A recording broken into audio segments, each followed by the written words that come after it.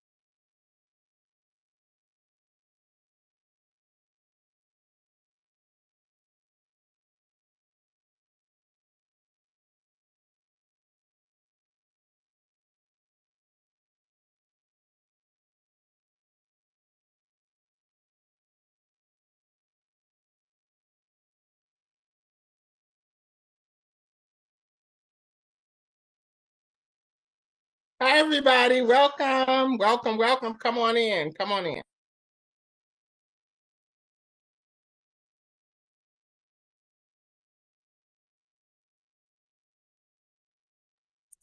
Hey, Dee Dee. Hey, Shakina. Who else do we see, Tiommi? L'Amour. Hi, Jonathan. Hi, Tori. Hey, sister. I love you. Love you Good too, afternoon, Lamar. Mama. How you doing? All right, baby. How you? I'm good. I'm at home in my hometown for the next 2 weeks here with my sister. Yeah. Hallelujah. Does your bed even recognize you, Tiommi? Girl, I was so tired. The few days that I was at home, I never even made it to the bed. Okay. Ate dinner and slept right there on the couch. Woke up all types of pains. You know, there are a couple of people on this call who might be able to appreciate that, and sounds awfully familiar. Okay. I'm sure that they can relate. Yes, yes. All right, folks. So we're going to get started again in about a minute. But thank you all for being here. Actually, while we're waiting for a minute, let's go ahead and get started. So I'd like to introduce myself. My name is Tori Cooper. I use she, her pronouns. That is probably one of the best unfiltered pictures I've ever taken in my entire life. Wow. I'm the Director of Community Engagement at the Human Rights Campaign, and really, really excited to be here. I am a woman who's living with HIV for 30, good gracious, it's been a long time, 34 years this past summer. So I'm excited and honored to be here with the Reunion Project with some amazing folks who are going to converse and tell you a little bit about their lives today and really talk to folks. Just have a wonderful conversation, and you all just get to kind of sit in and help to guide the conversation. This is really, as we're welcoming folks into the event, we want to go over some quick housekeeping. This event is being recorded, not will be, but it is being recorded, and it'll be sent to registrants tomorrow via email. Closed caption is available for folks who need that or who want it. Please, by all means, use the chat feature to ask questions, to post comments, all kinds of things to interact and engage with everyone who's a part of today's discussion and with each other. Feel free to ask questions via the chat during the webinar. All questions that we can get to will be addressed during the last 15 minutes, and we do have an amazing staff. There's an amazing team of folks working behind the scenes who are not on camera with the Reunion Project. We're taking notes and running things behind the scene. Staff will be taking notes of the questions in the chat throughout the webinar, so hopefully we can get to all of those in the last 15 minutes. If you wish to remain anonymous, which I hope that you all don't, we want to be able to engage with you, but if you feel that you must, keep your video turned off and consider renaming yourself on Zoom now. Please take a moment to fill out our evaluation that'll be administered at the end of the webinar. It helps us to know how we're doing. Remember, if you come off microphone, and we have folks who are, again, working behind the scenes, that we'll be able to hear you. So govern yourselves accordingly. And I think that's actually a good introduction. I see quite a few folks already here, and hopefully there'll be even more folks coming in. Hi, Deborah. Hi, Diane. Hey, Mark. Always a pleasure seeing you. Zenel. Did I pronounce Zenly? Did I pronounce that correctly? I hope I did. Oh, Zenly is an AI assistant. So if Zenly answers us out loud, then we are all doomed. All right. Hey, Ebony. Nice to see you from San Francisco. We have Lisa Jean. Thank you. I appreciate that. Melanie Reese, who I always love seeing. Good afternoon. Archives, nice to see you. Allison Bird, Samantha, my girl, so happy you're here. Jam, always a pleasure. This is, I think, our second time interacting. Tiommi, and I think now would be a good time for us to kind of get started. So again, my name is Tori Cooper. I use she, her pronouns, and I'm really excited about being here today. I don't have a lot to say about myself because so many of us know each other. So what I'm going to do is introduce the Reunion Project. The Reunion Project, as you all see on your screen, is it was founded in 2015 by activists who are living with HIV. The Reunion Project is the National Alliance of Long-Term Survivors of HIV, collaborating with local and national HIV advocates, providers, and researchers. Together, we convene and connect individuals and communities, sharing our experiences of survival and loss while honoring our past and developing successful strategies for living and supporting one another today and into the future. And thank the Reunion Project. Thank you all. Let's give them a virtual hand clap or balloons or all kinds of stuff. We'd also like to thank the sponsors and the funders of this event, Gilead Sciences, clap, clap, Vive Healthcare. And because I'm 53, I can barely see the last one. Oh, Broadway Cares, Equity Fights AIDS. We love them. Oh my goodness. Yeah, let's give them a round of applause. They have been doing God's work, what I believe is God's work, for many, many years. And we're really at the forefront of the HIV epidemic. We also want to thank the San Francisco AIDS Foundation. I know some folks are doing amazing work over there, and we're going to hear from somebody today who's over there. So thank you all. And thanks for joining us. So again, today we're addressing the needs of aging individuals in the trans community. I don't know if I like that term aging. I guess it's a little late to change it, but I'm going to first, we're going to have the panelists tell you a little bit about themselves as we get to them. But I actually want to introduce Jam. I want to start off by introducing Jam. Just a little about Jam. Jam, would you come on camera or would you come on microphone and tell folks who you are, what you do, and where you do it? Yes. Hi, everyone. My name is Jam. I'll go ahead and just share my bio. But my name is Jam. I use they, them pronouns. I am calling in from San Francisco, California. I work at San Francisco AIDS Foundation as the program coordinator for TGI Aging Services. I'm an artist, a community builder, and a death care worker. My family has ancestral roots in Taishan, China. And through my programming and community-based research work with San Francisco AIDS Foundation, I integrate collective reflection and skill building, somatic movement, and art practice to facilitate community connection and healing. And just to share a little bit about my values, from my background in public health, aging services, queer and trans community building, my vision for liberation includes self-determination for all communities, including a free Palestine. I can share a little bit of background on the needs assessment. Would that be good? Okay, we'll get a little bit deeper into the needs assessment in a moment, but this is a by community for community needs assessment. A few years ago, there was some momentum gained in conversation between TGI community members, that's trans, gender nonconforming, intersex community members who are aging, many of them over the age of 50. This included long-term survivors, as well as service providers who were in community with one another, asking questions like, what are the experiences of this generation of trans community members? What are the needs for this generation that didn't expect to live to age 50? I know that for a lot of the folks I'm in community with, a lot of them tell me, like, when I was your age, I didn't know a single trans person in their 50s or older. What are the ongoing needs in relation to transphobia, isolation, a lack of safety, mental health challenges, and more? And also, what are emerging needs like different health concerns related to aging and disability, which are natural parts of aging, things like geriatric care, the role of COVID and living through a second pandemic, and more. So these are kind of the grounding core questions that our needs assessment aims to explore.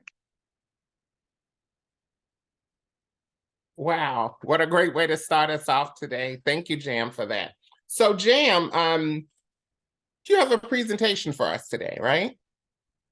Yes, I do. I'll go ahead and screen share that now. Thank you, thank you. We're looking forward to hearing it. And I am going to step back and do your thing and let us know how we can support you.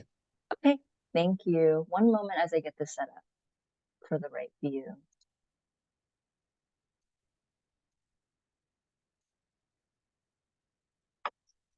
Okay. So again, this is my presentation on trans, gender nonconforming, intersex aging needs in San Francisco.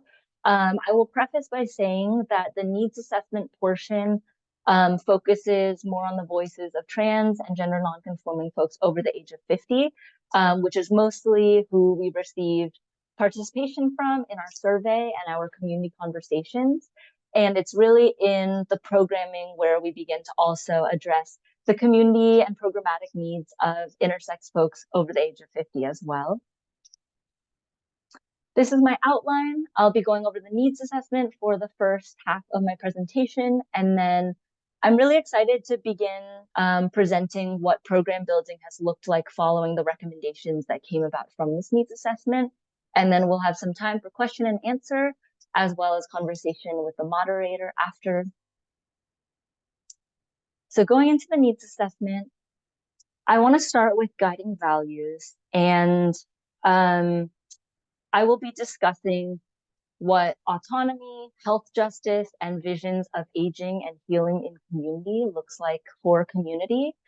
And I would also like to take a moment to be in my own humanity coming into this presentation and say that valuing these things means that I am coming into this presentation with a lot of heartbreak and horror as we witness genocide happen in Gaza and occupied Palestine, funded by our tax dollars. I ask that we recognize genocide for what it is while it's happening. May we remember that all fights for justice are interconnected fights for self-determination, from trans rights to indigenous rights. And I ask that we take action for a liberated world that includes an end to a 75-year occupation and a free Palestine. I will be using guiding values throughout this presentation as a framework for how we can take our values and aim to enact them as much as we can on every level, whether that's community-based research or advocacy or creation of programming. The guiding values that I really want to highlight here are community connection, collective knowledge creation, honoring the brilliance and wisdom that exists within our communities, as well as autonomy and the right to agency, self-determination, again, for all peoples, as well as language justice, which is still an area that we have a long ways to go in terms of enacting it equitably with all our programming, but is something that we are actively keeping an eye on and working towards where we have capacity. A little bit about our method. So we had both 3 community conversations as well as a written survey that we had community members take. This happened over the course of the calendar year of 2022. The survey responses were all from trans and gender nonconforming community members ages 50 and older who were residents of San Francisco. The scope of this was pretty localized. Would love to see this kind of conducted on a bigger scale eventually, because trans people are aging all across the world and the country. But for the purposes of this needs assessment, our capacity was pretty localized. We had 3 community conversations, 2 in English with 6 people each, and 1 conducted in Spanish with 8 people each. Both were facilitated by community members, trans community members over the age of 50 themselves. And we valued these community conversations as also just a place for community to come into connection with one another, to have a space, a platform, a forum, to share what they're experiencing. We coded the data and did an iterative analysis in collaboration with community. I want to highlight the value of collective knowledge creation here, because it was very important to us that we didn't just take all of the data and share back like, this is what we found, but that we shared preliminary findings with community members, and brought back their questions, their feelings about what they were seeing, to deepen our analysis and continue kind of producing the information that was ultimately published in this report together collaboratively. I think oftentimes community members share survey fatigue with sharing their life story, sharing their feelings, and then the second half of the needs assessment, where all the analysis and write-up happens, kind of happens away from them. And it was really important that we involve them actively in this process for knowledge creation and for what we would ultimately share with a broad network of service providers, community members, aging providers, and beyond. I'll go into demographics at kind of a high level. We had 76% trans women. We only had 2 people who identified as trans men, and then others gender nonconforming or declined to respond. As such, we mostly aim to use this needs assessment to speak to trans women, as we don't aim to make kind of summary statements about what the needs of transmasculine folks over the age of 50 are in San Francisco, since there was very little representation. The race breakdown, 46% identifies Latina, 23% white, 19% Black, 4% Asian, 40% completed the survey in Spanish, 30% disclosed positive HIV status, and 47% are receiving some form of public assistance. One moment. These are the broad needs categories. So trans and trans competent care providers and aging services providers, safe and deeply affordable and accessible housing, inclusive, supportive community spaces, and collaboration between service providers. So I'll tease these out a little bit more with data and quotes from community members in the slides to follow. So theme number 1 is health. 52% said physical health was a major or minor problem. We see this graph break down the percentage that rated this by age, and we see that naturally health concerns and disability are associated with aging. And so it's unsurprising that we see the older age categories in the 60s and 70s and beyond have a higher percent rating that health is a major or minor problem. To kind of pull out highlights of things that were discussed in the survey and the community conversations, one thing that was mentioned a lot was Preventative care with aging. A lot of them talked about how as they're getting older, their main health concerns aren't necessarily related to medical transition, but things like what cancer screening should I get now that I'm at a higher risk for, say, breast cancer or cervical cancer or prostate cancer at an older age. This quote says, I've had post-op challenges with care access. I don't have access to mammograms because I was assigned male at birth. There's a severe lack of trans competency,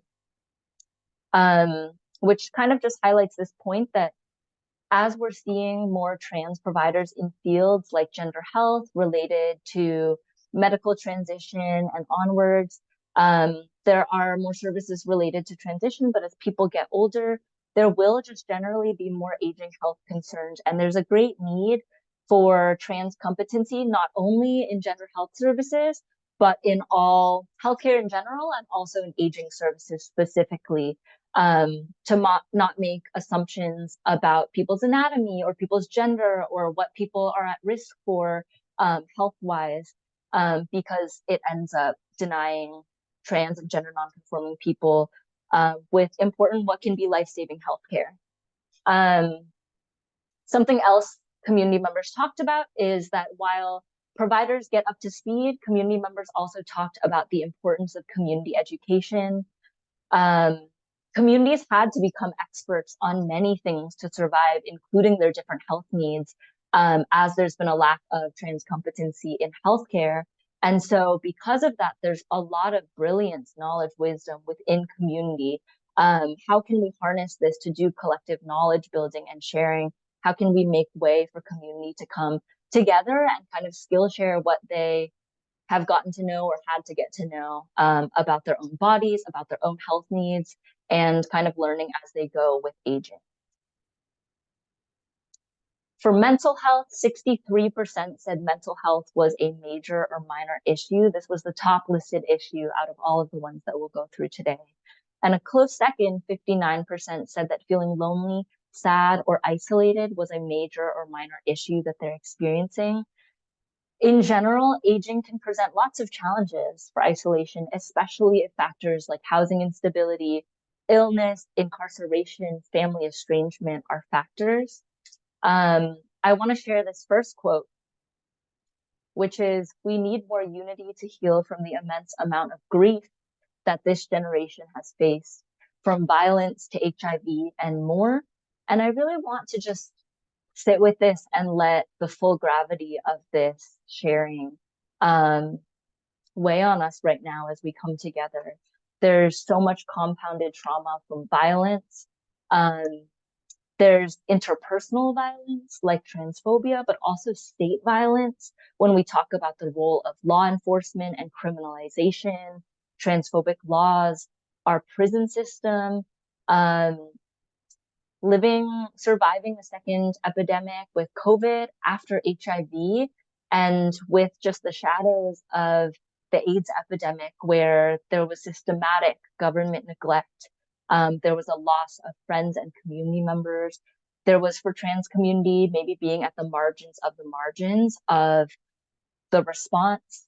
And also to just name that our trans older adults and elders have spent a tremendous amount of their younger years holding space for death. I want to bring us to this second quote that says, it's a wonder that I'm still alive for all that I've been through. And I think I want to focus here because with a community that is anywhere from criminalized to met with hardness, I think many haven't been asked, like, have you had the space to grieve? Have you had the resources to grieve? I think grief is something that can feel like a privilege when someone is in survival mode for decades, from compounded loss to housing instability to health concerns and more. And I just want to highlight, with all of the death and the grief, that it's incredibly important to hold this community with softness and make room for grief, make room for all of the different expressions of grief. And this is something that we kind of highlight in our programming later in the presentation as well. People also talk about antidotes to this immense amount of grief. They talk about social support groups, the need for intensive one-on-one support, therapy, a space where they can really deeply and thoroughly process all of the trauma that shows up in their bodies in wondrous ways. Bringing us to our next theme is housing. 54% said that housing was a major or minor problem. This is among a group of participants where 77% rent, 12% are in hotels or something more temporary, 2% own, and 9% did not answer.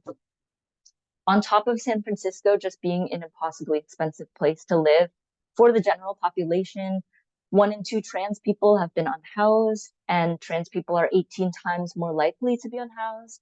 And when trans people seek support and resources in shelters, 70% of them, 70, report being harassed, which emphasizes just the importance of uplifting trans housing needs in broader housing justice campaigns. This quote says, "It's hard to navigate any kind of system because of who I am. I'm looked down on or looked at funny." Someone else talked about living in a COVID hotel, what's supposed to be kind of a public resource for people, and experiencing transphobia within the building. Again, like if this is a place that's supposed to offer safety from COVID and a worldwide pandemic, and yet there's not safety in this other regard with respect to transness. And also to just highlight that accessible housing for TGNC folks over the age of 50 can't just be anywhere. It needs to be close to community, where connection is a lifeline, where transphobia is a poison. It needs to be close to services and organizations. People also listed public transit as their main mode of transit, and it needs to be close to just generally the spaces where people gather and seek resources. As for aging and health concerns, disability being increasing concerns with aging, housing must also account for these with accessibility features like ramps, elevators, grab bars, non-slip surfaces at the very minimum. And then community members have also talked about the importance of having affordable housing that has things like nonprofit services where people know them and check on them, especially where many of them may be in isolation, knowing that a safety feature is knowing that someone is looking out for you. Someone will notice if they don't hear from you for a week or two. The third theme is safety. 57% said safety was a major or minor problem. Specific threats to safety weren't discussed at length during the community conversations, but when we look at the disaggregated data, we see that the percentage of Black respondents who listed safety as a major problem was almost double the overall. Unsurprising when we consider the joint forces of transphobia, anti-Black racism, ageism, higher rates of violence overall. And they consistently ranked subcategory safety issues as major problems compared to other racial groups, which was true for overall safety, physical harassment, sexual harassment, and experiences with law enforcement. I want to highlight the limitation with Asian respondents, which was that the N was just 2. And so we don't aim to speak to the statistic of the 0% as necessarily being indicative of what Asian trans older adults are experiencing. And then I also just want to highlight the role of ageism and ableism with violence as we see interpersonal and systematic violence against elders and the disabled. This brings up questions like how can community members build safety networks among ourselves to check up on one another, to show up for one another, to protect one another, involving having strong networks of mixed ages and mixed abilities. Theme number 4 is community. When asked, what is a place that feels supportive and accepting of you as your full self with all aspects of your identity and experiences? Many listed support groups, they listed places with their friends, they listed different service organizations, and 14% could not name a single place, which is a really big statistic. Like, shouldn't be more than 1 person, shouldn't be more than 0 people. They said, I'm in isolation, I have no social life. And isolation is also, of course, interconnected with these other themes that we're talking about, where isolation is a big health risk. It can make one sick. It can make communities sick. It brings up questions for me as programming staff about how can we address this? Who are we not reaching in groups and events? How can we bring in more people, not just the ones who are already connected to resources in general? And I also find 14% a really stark number, as San Francisco, relative to other places within the country, has generally more resources for TGI community. So if 14% is the number we're looking at in San Francisco, I can't even begin to imagine what the numbers look like for other places that are much less resourced in terms of LGBTQ services and visibility overall. Furthermore, people also talked about the challenges of connecting in social support spaces, citing lack of representation from different groups, and pointing to a desire for just greater inclusivity across genders, races, sexual orientations, as well as generations of trans folks represented. People talked about isolation as also the ruptures in connection across generations of trans people, and a real desire to stay connected with TGNC youth and the different things that they're fighting for in their own liberation struggles that are connected and also independent in different ways. The last theme that I'll talk about is organizational needs, where people talk about the feeling of fragmentation between the service providing organizations. In San Francisco, there are maybe like 24 or so organizations, and they said we need some dialogue between them to discuss discrepancies, areas of focus, and how to better serve the community. I think it is very illuminating that when service providers are not coordinated and collaborative, community members certainly feel it and will let us know. This is something that we've tried to, build up relationships with different service providers on an organization to organization basis. I think these relationships between two orgs set the patterns for how we begin to grow as a network, moving at the speed of trust, and also recognizing that across all these organizations where there could be fighting for resources and clients between the organizations, we are stronger ultimately as a network, and collectively we have a lot of leverage that we could use politically to rally decision makers and politicians to afford more resources for community when it comes to things like housing, programming, and more. Overall, these are our recommendations that we came to from this needs assessment. We need culturally competent providers to address holistic health needs for an aging TGNC community, especially as disability and illness are natural parts of aging. This community will continue to need greater access to care, and it's important that we have TGNC competent providers beyond those in gender affirming care, for example, those in geriatric care, those in long-term care. And this is in addition to mental health providers who have lived experience, compassion, and gender competence. Amplifying TGNC aging needs in housing justice campaigns. When we ask community members their top 2 service priorities, the top 2 listed were affordable housing at 47% and financial support for rent and utilities at 45%. Many experienced challenges with housing search because of transphobia, as well as harassment in things like COVID hotels and shelters, and deeply affordable, safe, accessible housing is a dire need, as is housing that will accommodate the different disabilities and access needs for older people. Inclusive community spaces. Many participants highlighted social isolation and mental health as a big challenge. They spoke to the need for a caring, supportive culture in groups, as well as combating social forces such as ageism, racism, and internalized trans misogyny that exists within communities. Participants talked about organizational needs, feeling fragmentation and siloing between groups, as well as asserting that greater cohesion would make services more accessible to them. And between all of our orgs, there's a lot of collective political capital to leverage to get resources into the hands of TGNC, older adults and elders. Lastly, people talked about their own educational gaps. They talked about things like knowing to do self-checks for breast cancer, knowing to get mammograms, even if they've medically transitioned.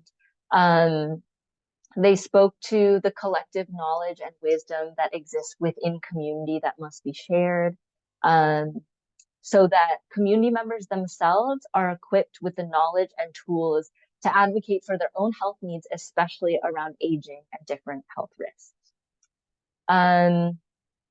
These are a list of all of the report backs that we've done. So this speaks to the kind of action step that is advocacy related when we talk about bringing these into HIV advocacy spaces, housing justice campaigns, etc.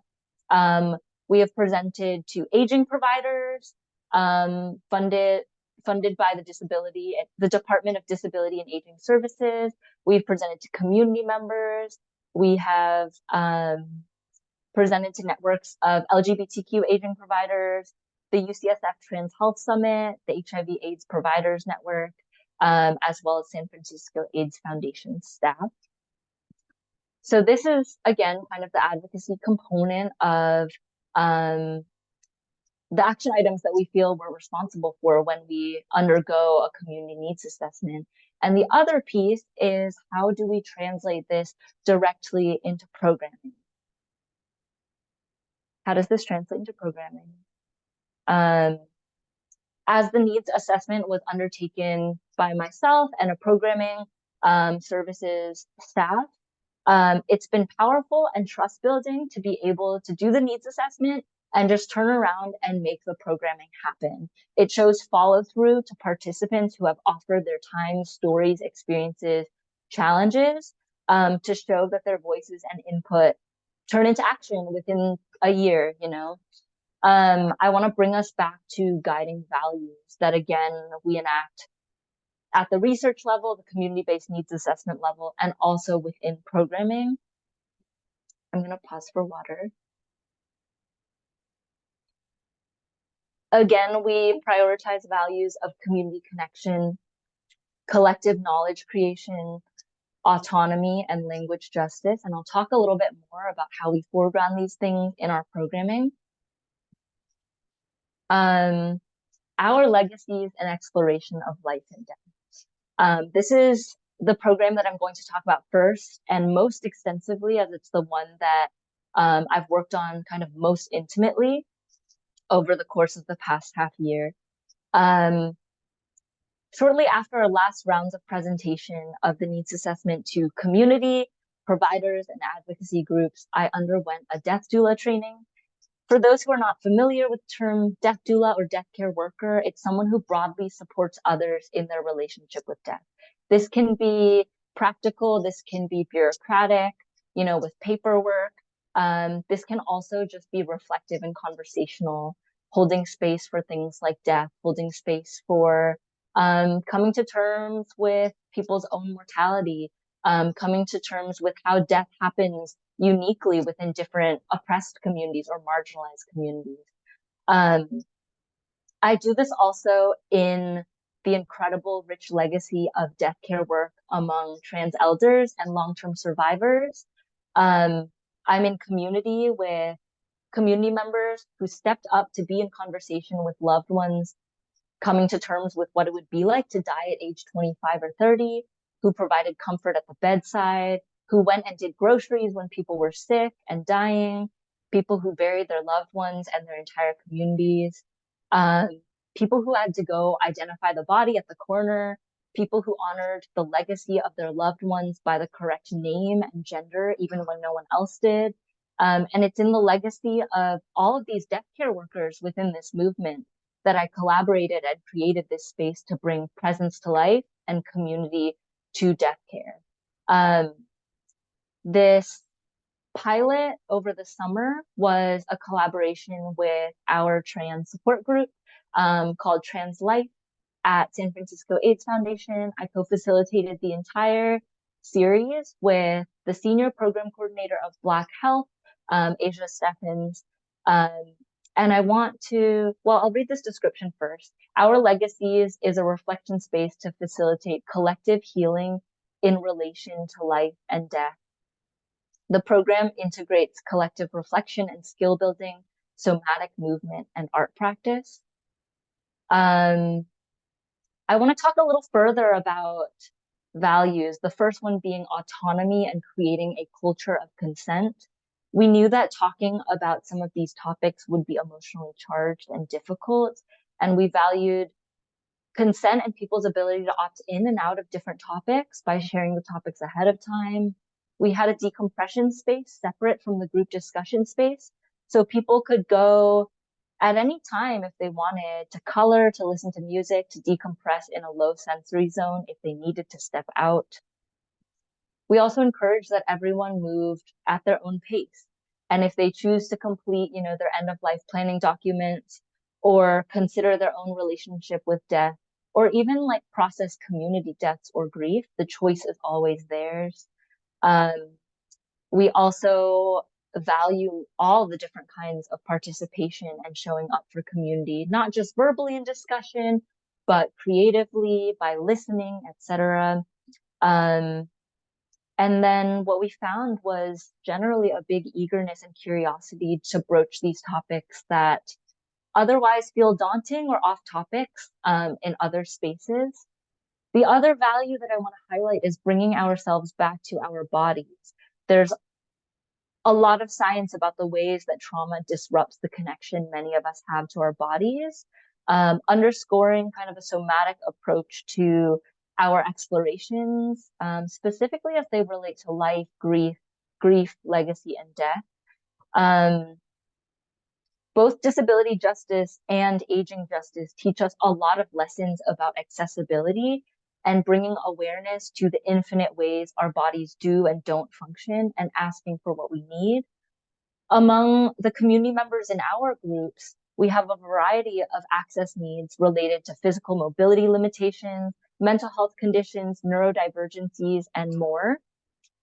We had the low sensory zone and decompression space, and we also created sensory bags for participants that included items like spiky sensory rings, silly putty, sour candy, scented lotion, things that are known to regulate the nervous system or at least turn one's attention back to their own body. And also just as facilitator, bringing my own access needs and humanity into the room. Saying things like, I noticed that the conversation just shifted to something vulnerable and heavy, and I'd like to take a deep breath and invite everyone to join me. And almost always community members did. I think creating a culture of spaciousness and slowness is something that's a practice that can show up in all of the different small ways that we lead programming, to create a practice where we tend to our bodies when we're in hard conversations or spaces that may be charged in all of these little ways. I notice I'm running a little close to time, so I'm going to speed up a little with going through these, but this was our pilot overview for the summer. We talked about legacy and how we'd like to be remembered. We honored ancestors. Every single session, we created a community altar where people could bring items of significance or photos of their loved ones who have passed to invite these ancestors into the room with us, elevate them, and allow their wisdoms to commingle with ours in the room. Grief was a huge theme in our needs assessment, as an invitation to kind of soften into ourselves, and recognize all the different ways our grief looks. Not everyone has the space to intentionally grieve. Many of our community members don't. When they've been in survival mode for decades, worrying about things like safety and health and housing. Circle number 4 took a little bit of a turn because that week we lost 2 community members of our own, both trans women of color. And we shifted to meet the moment in inviting community members to share stories, feelings, sensations, legacies of the community members who had passed. The fifth and sixth circles were more about the bureaucratic side of things and end of life planning as one mode of safety planning that trans community members can do.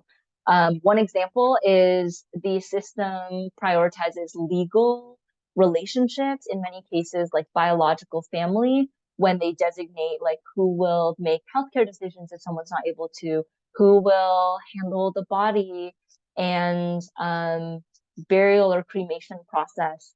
And this doesn't necessarily reflect what close relationships look like within LGBTQ community. Oftentimes people's trusted ones are chosen family that are not necessarily bound to them through blood or through legal relationships. So we discuss the importance of these documents as just one way that people can do safety planning to ensure that their loved ones can care for them the way they would wish to, the way we can bring as much agency into end of life and health and dying as we can. And then our last circle, we also brought in attorneys to do the documents with people in real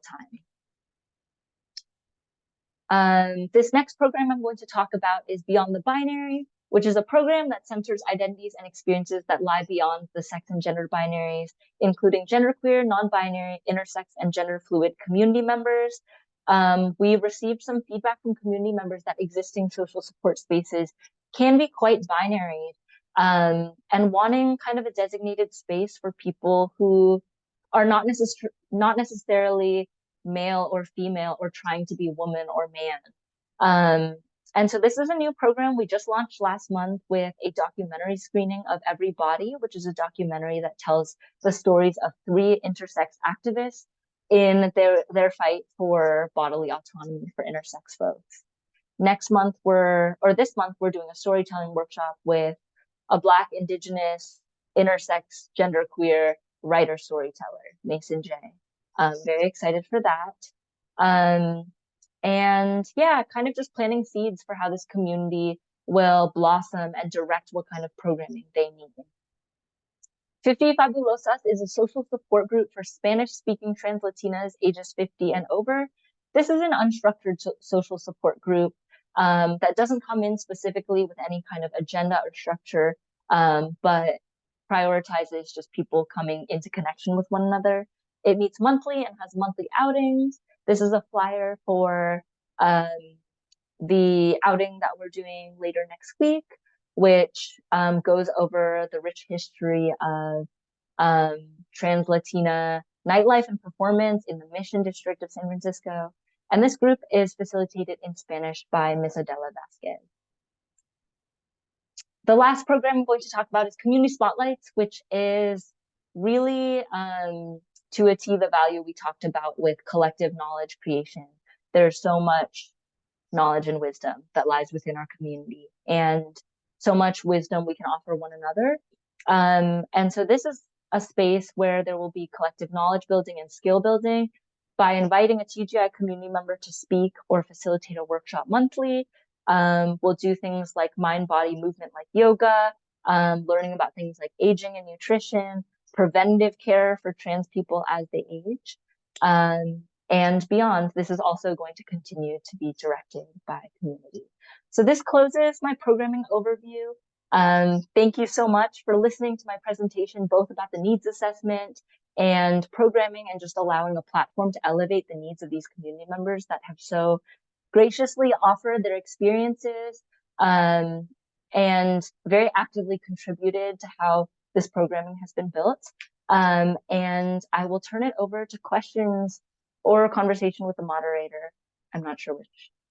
How about you and I just talk for a minute or two? Okay, sounds good. Thank you for that presentation. I hope everyone in their own homes or wherever you are is giving Jam a round of applause. I just had a couple of quick questions that I can imagine folks are already asking. Number one, so this was a very Black and brown presentation that you gave, and none of our presenters today or the moderator, none of us are white. Why is that?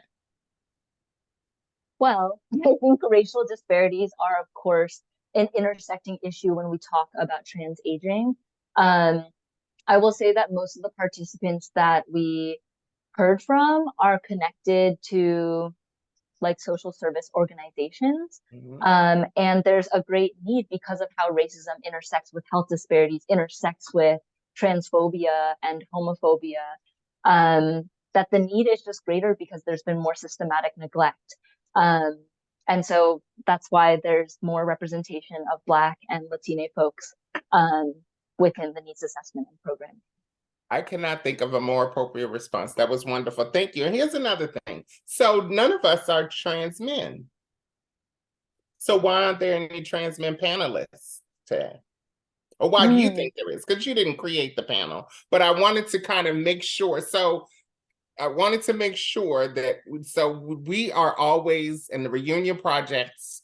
It is intentional and appropriate that trans men are included in conversations. Yet there's somebody who's going to say, well, you don't have any trans men represented when you're talking about HIV and aging today. So based on the information that you provided to us, how would you respond to that? Yeah, I think it's, of course, multifaceted. I think trans men should be included in the conversation, absolutely, when we talk about trans aging needs and when we talk about aging, when we talk about HIV and long-term survivors as well.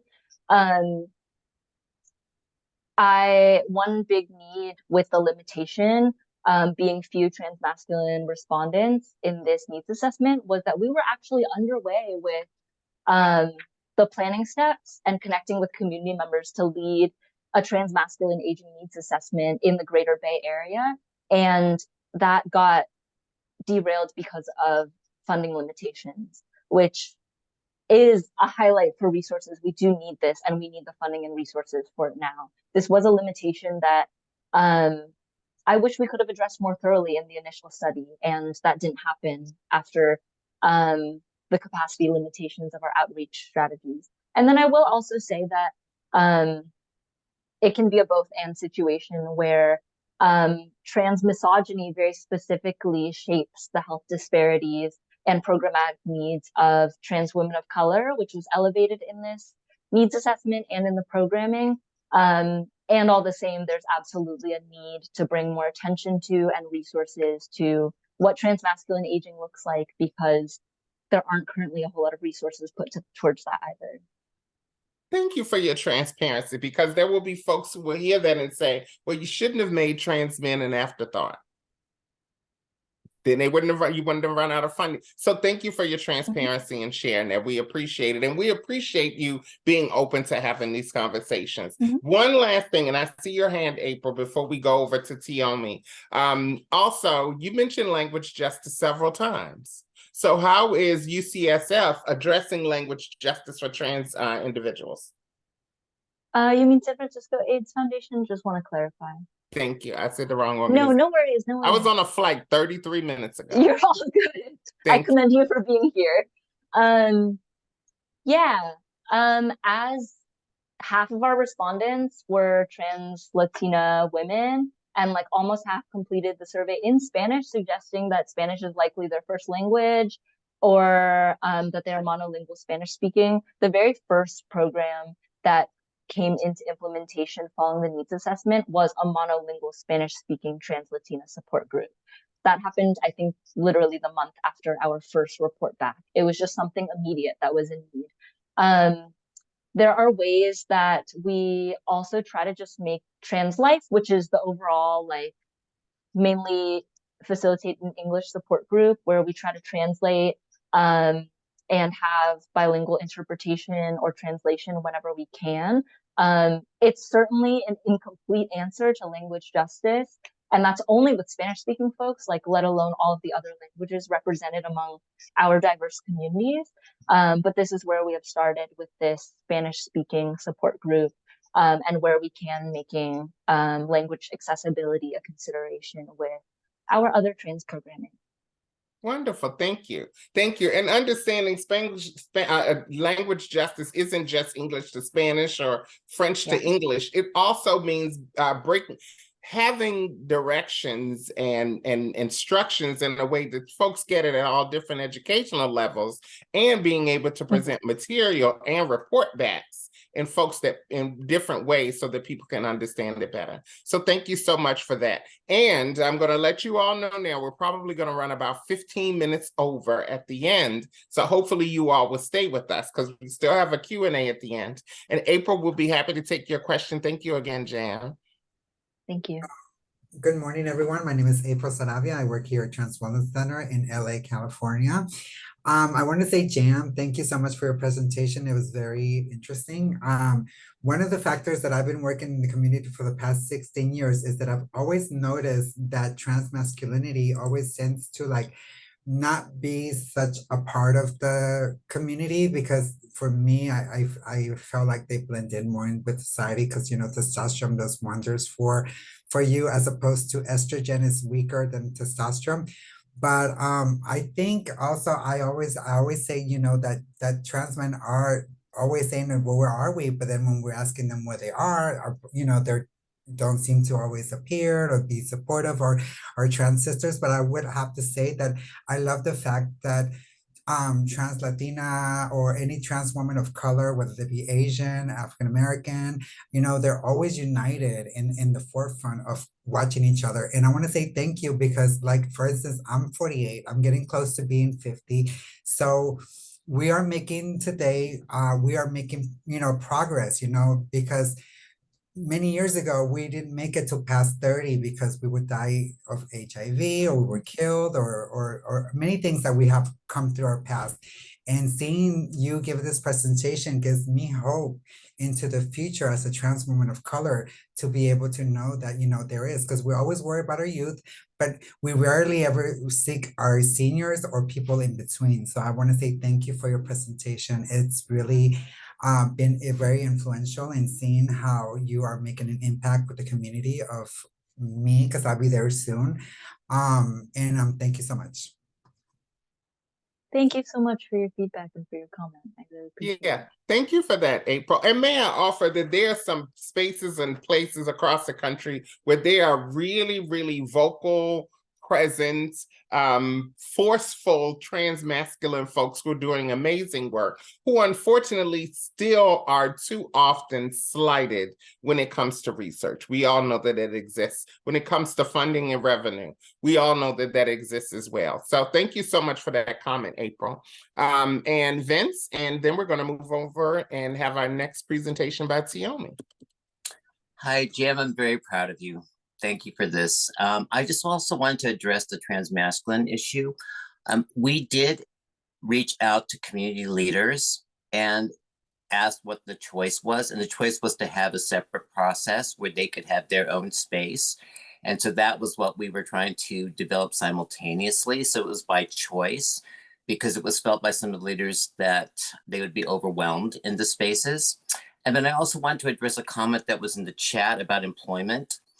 As we were doing our initial research, I was told basically by the community that employment is not a priority for them, because they feel like they're meeting a quota. They become a deliverable for the organizations who had those contracts, and their needs weren't specifically addressed. So that's why we chose this. And so almost everything that you see came from community or from the recommendation of community members. And we tried to honor that all the way through. And Jam, as you can tell, has done an incredible job of facilitating and kind of making their voices be heard long after the needs assessment has been completed.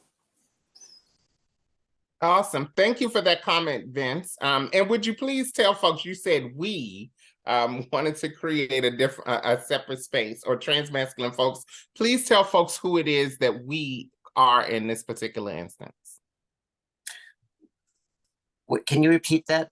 Yes, you said that we spoke with some trans folks and decided that we would have trans masculine folks in a separate space, but folks need to know who we is in this particular circumstance. We was my team. We're aging services, and so at that time they were I think this was even before Jam had been hired, and so I conducted there's a retreat that happens every year called Transmission, which we were supporting, and basically we just gave them money.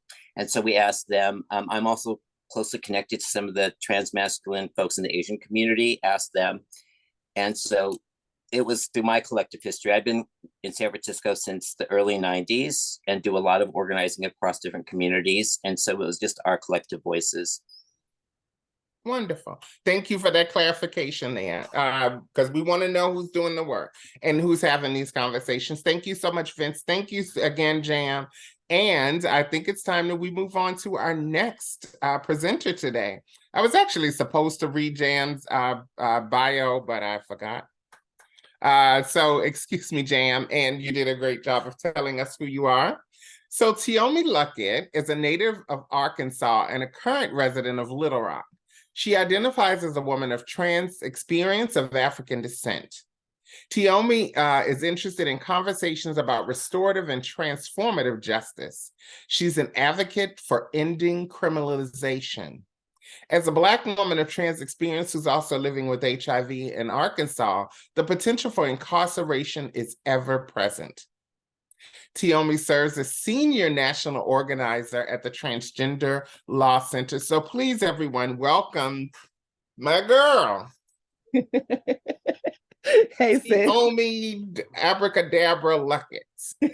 Hello, everyone. Thank you, Tori. Thank you, Jam, for their presentation. So many parts of your presentation resonated with me personally, including some of the quotes that you shared. So thank you. I know that I'll be on the right track, even though I don't have a presentation as fabulous as yours. I'm going to share about my personal experience. So yes, I'm Tiommi Luckett. To everyone who doesn't know me, my bio is correct. I'm the senior national organizer at Transgender Law Center. I have held that position.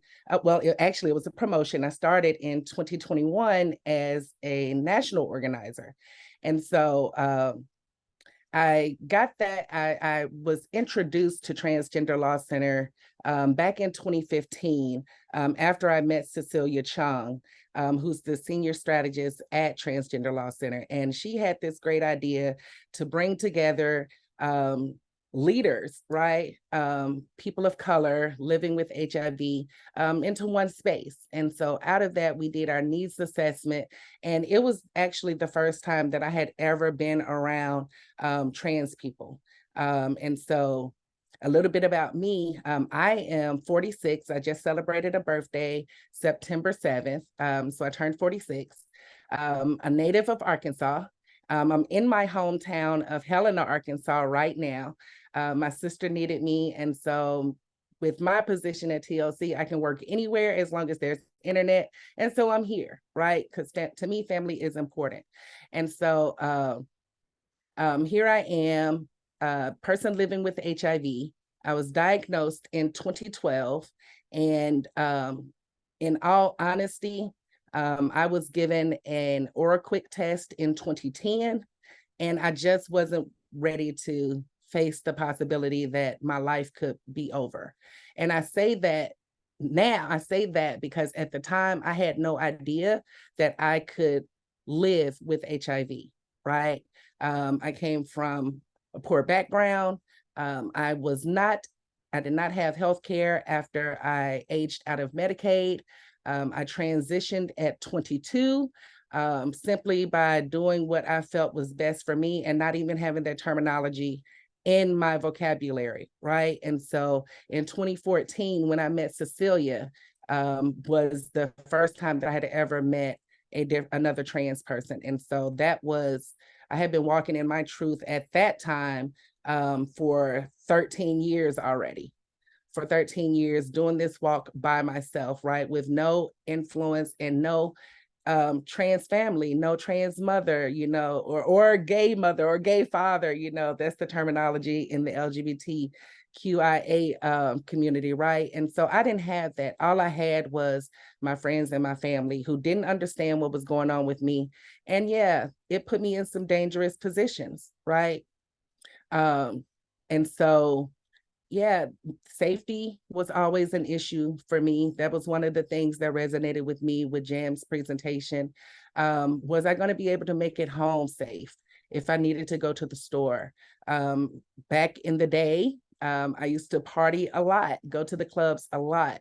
And for me, nowadays, alcohol and drunk people in a dark space really does not mix at all. And so I've had to come to terms since my transition, you know, like the reason why I don't go out to clubs now is because so much violence has happened to me inside the club, where I'm just there trying to have a good time with friends, and then realizing that I'm really on my own in these spaces because nobody understands what is happening with me, what's going on. People think that I should feel okay with being sexually assaulted because apparently I look good, right? Or I look desirable. I don't care about any of that. I maintain bodily autonomy. It is important to me. So if I don't invite you into my space, please back up and give me 50 feet. And so today, exactly, thank you. I got one amen. And so today, you know, when I think about getting to 46, none of that is lost on me. None of that is lost on me at all, getting to this age, right? I came into advocacy in 2014, and in 2015, I was hit with a very harsh reality that trans women, especially trans women who look like me, are murdered on the streets by their partners, their lovers, you know what I'm saying? And so it hit home. It hit home because their partners were Black, especially like if it was a Black trans woman. And so that's who I date. I date what's in proximity to me, right? And so when Tori was discussing my bio, those are the conversations that I need to have. Like, how can we rebuild society to the point where it is not shameful to love a trans woman, right? No matter who you are, because that has always been the reason that has come to me, is that, you know, they don't want to hear what people have to say about them. Well, I'm somebody who has had to deal with what people have had to say about me since I was able to understand what they were saying, right? And so even today, I deal with survivor's guilt, and that's twofold for me. I know Black trans women from my city who were murdered. And here I am, I survived, and I always wondered, like, what did I do that was different, or how could I have helped them? And they would still be here, right? Gone due to senseless violence. And like I said, I've been in those situations myself where, had I not been able to think quickly on my feet, I wouldn't be here to be on this webinar with you all today. So none of us are actually exempt. It's not a matter of being pretty. It's not a matter of being educated. It is simply because I identify as trans that my life is in constant danger. And so what is needed in those times, again, going in along with what Jam presented, is me needing a support system. And so when I got with Positively Trans in 2014, and we extended our steering committee in the following years, I did not know that I needed this community. You know what I'm saying? I did not know that. And so I got to meet people like Mama Didi, who's on this call now. Mama Didi was in that founding members meeting of Positively Trans, right? And so it wasn't long after I met Mama Didi that I lost my own mother. And so having to deal with grief and having someone by my side constantly checking on me, it brought me out of that depression that I actually was in, right? Where I felt like I didn't want to live anymore. What did I have to live for if my sole support system is gone? And when my mom passed, I learned that, you know, that couldn't have been farther from the truth, because not just Mama Didi, but Tori as well, you know, and members of Positively Trans, they really was there for me in ways that helped me to get to where I am now, not just personally, but professionally as well. And so a lot of my advocacy has been about making sure that people are connected and have access to what it is that they need. And so one of the things that's happening here still in Arkansas is that the doctors are not communicating with each other, right? And so I would have to go to, let's say, Baptist Hospital to Dr. Beck for my HIV care, and then I would have to be at St. Vincent's for my trans-related care, right? And so those are two different operating portals. And so they're not connected at all. The onus is on me to make sure that what one is doing for me is not going to counteract with what someone else is doing for me, right? And so I try to make sure that doctors are connected, that they're actually seeing their patients as people, because I know that there have been times when I've gone into my HIV care doctor and I was misgendered and dead named and did not present that way, right? So things right there, those acts of violence that happens at the front desk is enough to prevent people from actually going back to that doctor or actually tending to their HIV care, right? And so we have to change the attitudes and minds of these people. And first, they have to see us as people. I'm not asking for special privileges at all. I'm only demanding equitable access to healthcare. And so with that being said, I use I statements because I know that my story is not parallel to other members of the trans community, right? I actually do have access to a trans healthcare doctor. She is a cis woman and she loves our community. And I was blessed and fortunate enough to become one of her patients. She wrote the letter for me when I wanted to have surgery. I had my first mammogram. And so I was really, really happy about that. And the only thing that I would really want to change about the whole setup of my healthcare is that I wish that they would model what Detroit has done. Detroit has a building and its acronym is HELP. So don't ask me what HELP stands for right now, okay? But its acronym is HELP. And that was the first time that I had ever been into a building where all of my healthcare needs could have been taken care of in the same place, right? And so I had my HIV care taken care of. I had my trans-related health care taken care of. My HIV care, that was my mental health, that was a dietitian. And I made the decision in Detroit when I was there in 2016 that I want my insurance to be under male, right? Because I'm not under any delusion. I know my body's makeup, and at some point soon, I'm going to need a prostate exam, right? And so women do not have prostate. And so I've had to argue because people are very visual about me being who I say I am, right? And them like not taking it for face value. I don't go in and present as a cisgender woman. I present as a transgender woman, right? And so, but they were the first ones to actually like they heard me. They heard me because they offered it to me. Oh no, since your name is legally changed, your gender marker is legally changed, then your insurance can be under female. And we had a real talk.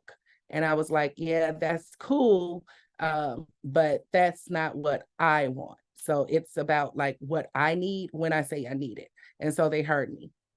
And so but for me, aging looks different. Now I can actually see a future for myself. And I'm planning towards that future. A little late in the game, I get it. Other people have been saving for years, you know what I'm saying? But your experience is not mine, okay? Like I had a lot of stuff I had to deal with and a lot of stuff that I actually survived. And so now that I'm I'm gradually getting out of survival mode.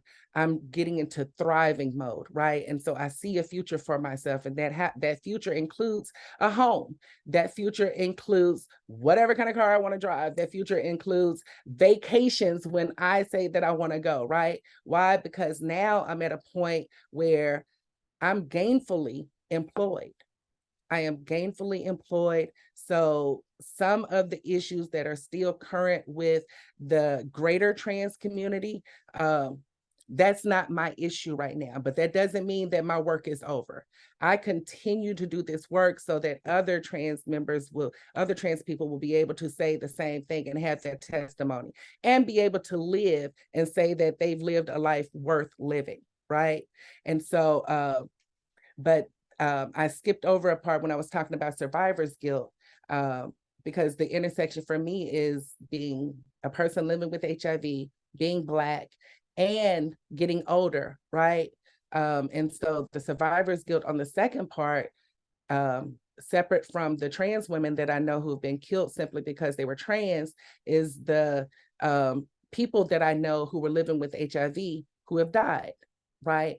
And so HIV can still be a death sentence because of the social determinants of health that are not in place for people living with HIV, right? So being unstably housed is a serious issue.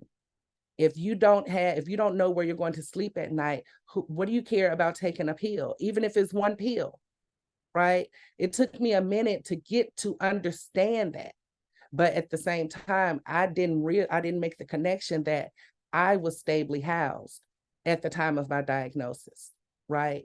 And so that's where the difference came in for me. And it took me 2 years for that to sink in, that housing is treatment, is prevention, right? Because I've remained undetectable since April of 2013 after being diagnosed in September of 2012. And that's because I was always stably housed and I worked my butt off. Literally, it's not like it used to be, because I was constantly on the go. I was in survival mode. And so now that I actually have a career in the field that has been so beneficial to me, my life changed after my HIV diagnosis, right? But I will be remiss if I said that it was all good, because it's not. Long-term medicine use for HIV does have its own complications, right? And so right now, there are things going on inside of my body that are not visible to the naked eye, right? So now I'm more careful. I don't try to move as fast because I've had my first ever broken bones this year. And I know that there was issues with certain medicine that was out, and a better option was sitting on the shelf for years. And so I was one of those people that was on that option that was very poisonous to our bodies. And I did that for years. And so right now I'm dealing with like those complications. And even with the new medicine, like there's this sudden weight gain that has been hard to get off, and being tired all the time, right? But still having to be on the go. Because of my job. And I'm not complaining at all. I'm just saying that there's still more work that needs to be done. But now I can actually see a future for myself in all of this work. And so that is an achievement that I see within itself, because I didn't have that. I honestly did not have that in my life. Things were really grim.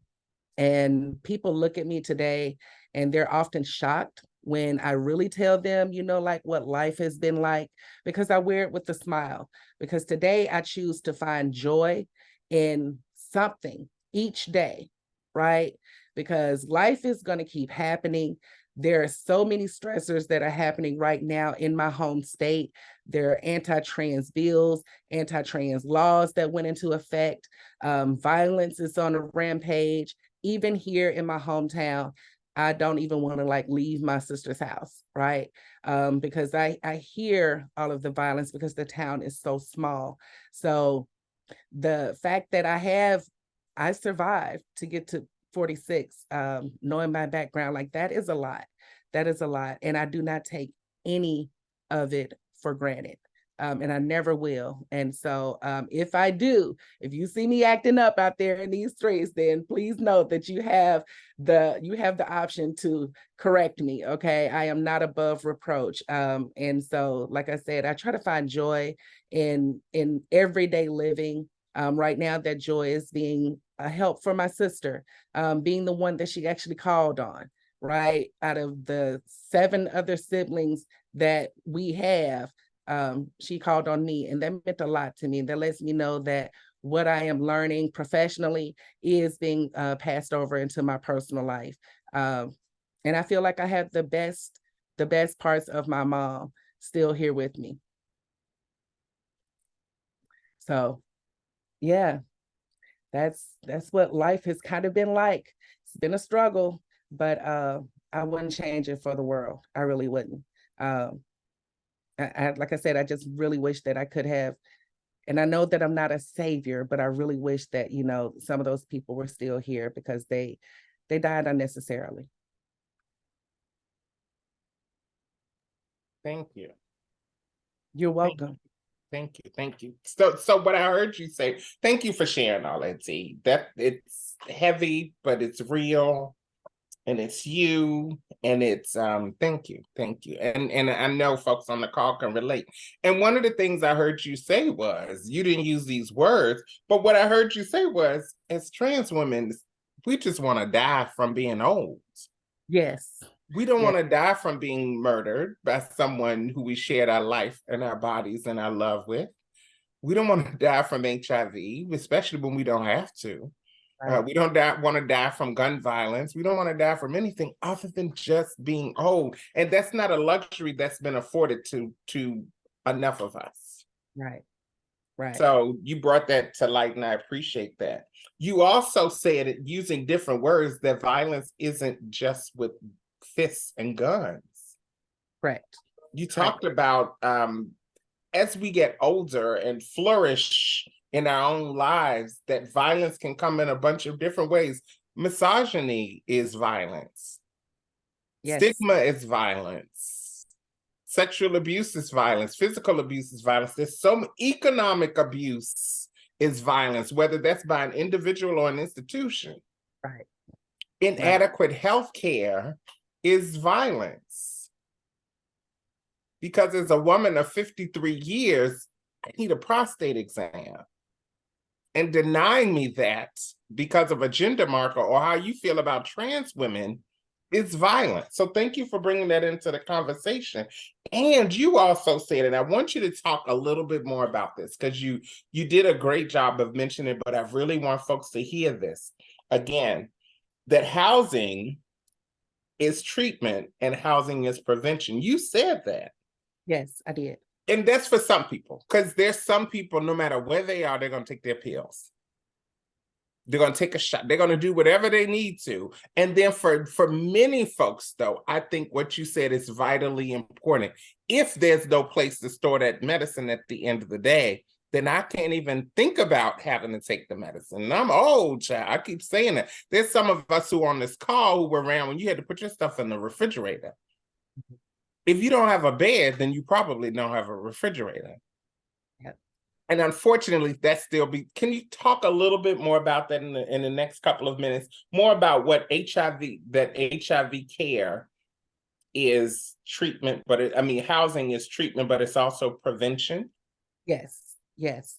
And I said that because it's a part of my personal story, right? And I was making the comparison with the person from whom I contracted HIV, someone that I've known basically all my life. We started, what we were doing when I was in my 20s, and it followed me into Little Rock. We never lived together, but at the same time, I was stably housed, right? From the moment that I learned about my diagnosis. And so I've always had somewhere to, at first, hide my medicine because I didn't want people in my business, right? I had a roommate at the time. And so I was able to have a place to store my medicine, hide whatever you want to do. But the person from whom I contracted HIV was actually homeless. And so I didn't know that. And when I found out, I offered him, you know, the spare bedroom. And so, but again, because of societal pressure and all of that, and him being a Black man and being from the streets or whatever, he couldn't be in the same house with me, right? So he put up these pretenses and went and got married after he left my bed. Okay, so the thing is, he said it to me though. He's the one who said, I can't be worried about a pill when I have nowhere to sleep and lay my head. And you know, he has like a backpack or something with him going from spot to spot. And I know from personal experience, living with people, some of those people tend to think that you have no privacy, right? And so they go through your stuff when you're away from the dwelling, whether it's work or whatever you have going on. And they go through your stuff. My privacy has been invaded like that. So I understood what he was saying, right? And so the prevention part is I adhered to my medication, right? Took my pill one day, each day, once a day, each day, right? And so by me being undetectable, that means that I can't transmit HIV through sex to my partner, whether or not we use condoms, right?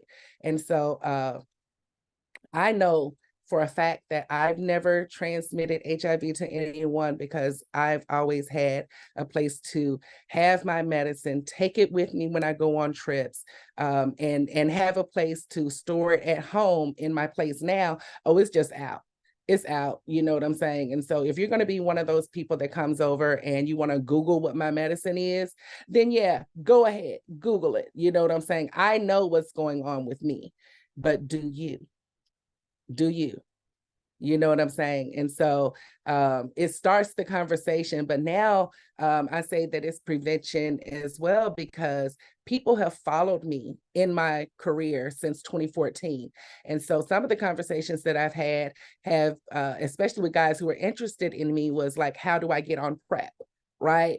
So that means that they've gotten tested, they're negative, and now they're trying to figure out the preventative methods so that they won't have to worry about HIV being transmitted, even if they don't quite like truly get what it means to be undetectable, because they hear it, they see it, it's on radio ads, it's on commercials, it's on the billboards. And so I think that that's what has prompted a lot of people in my past to actually like do the research for themselves. Thank you. Thank you. Thank you. And thank you for being such a leader from Little Rock, Arkansas, for heaven's sakes. Right. Thank you.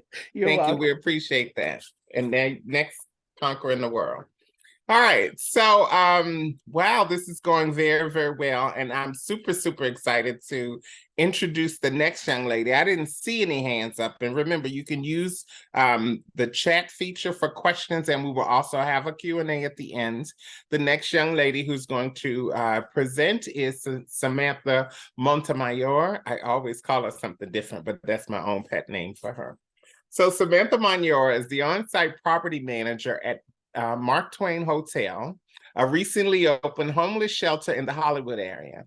Most recently, she's a part of the Community Advisory Board with the Well Project.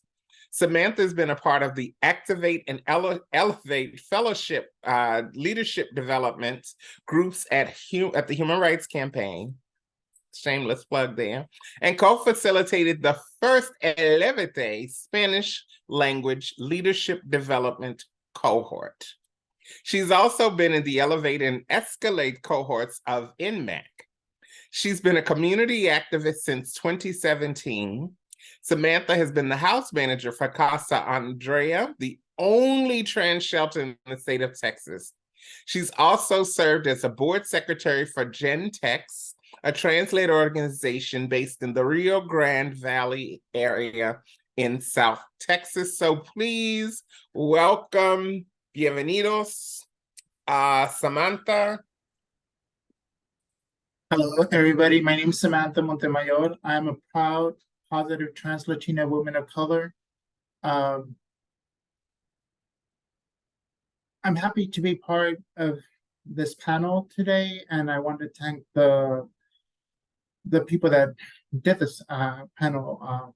for asking me to come on board. But one of the things that I want to say is I always fight for human rights due to the fact that HIV, trans rights, LGBT rights, they're all human rights.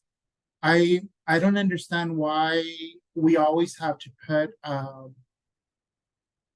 like a gender to our healthcare.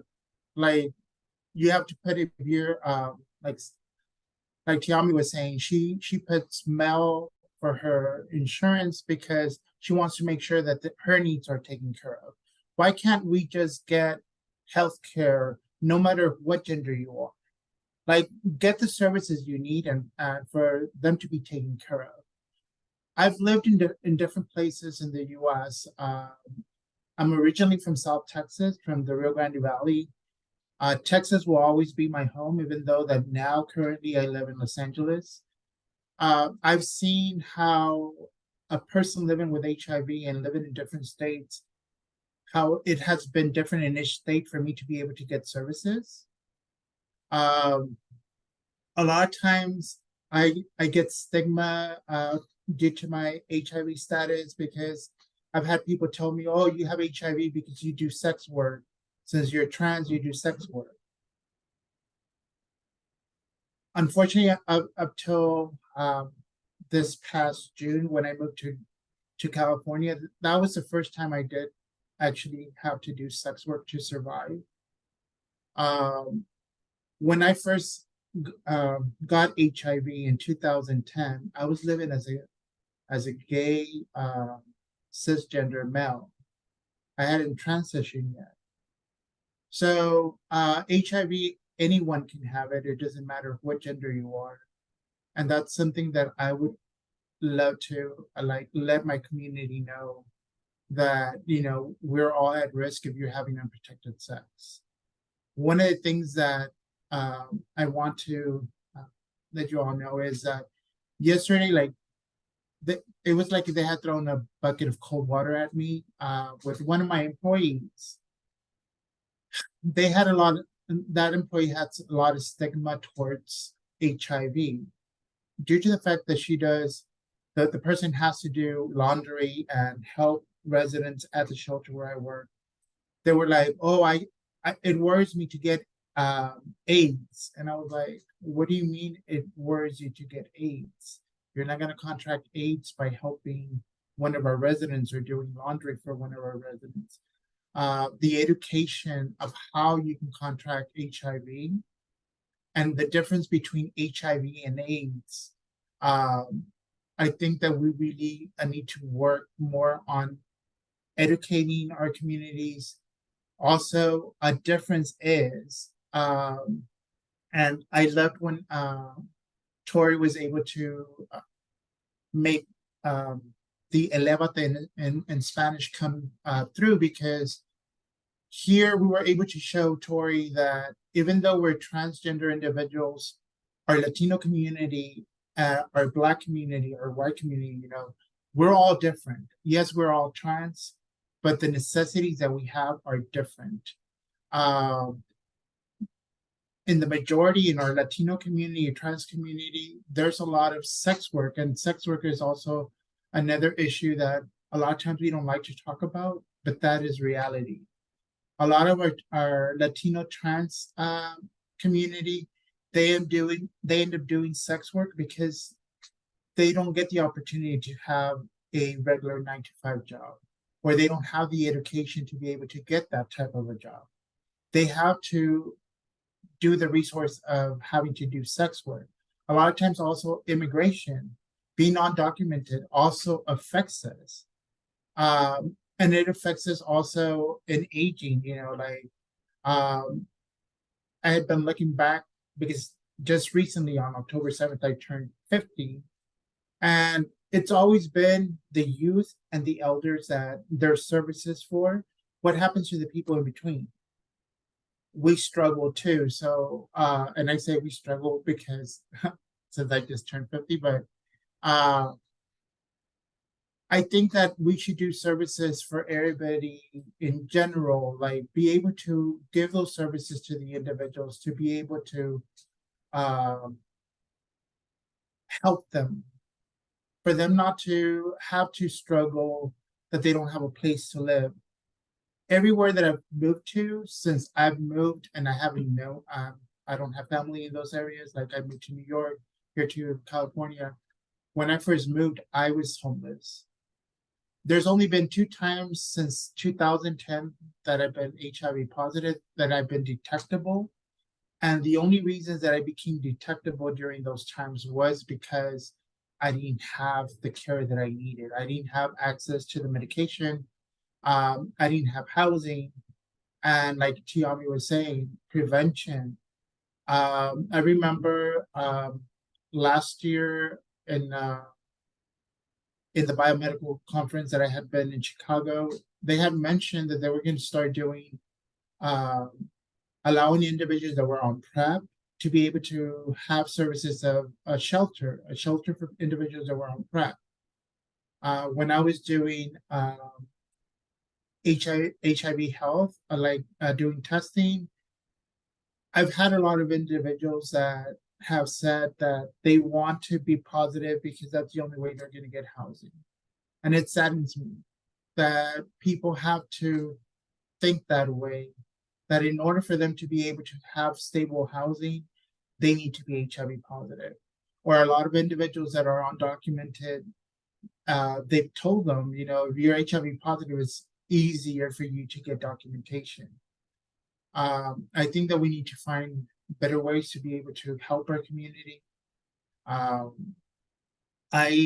also, you know, fight a lot for us as trans individuals or as trans women to be seen as women. And it's not that I'm saying that, you know, I'm a cisgender woman, but I believe that cis women and trans women, we go through a lot of things that are similar, like domestic violence, job discrimination. A lot of those things affect both of us. So we need to work together as one to be able to beat all the things that are affecting our communities. Instead of fighting each other or saying I'm better than you or that, because society is the one that makes us fight each other like that. But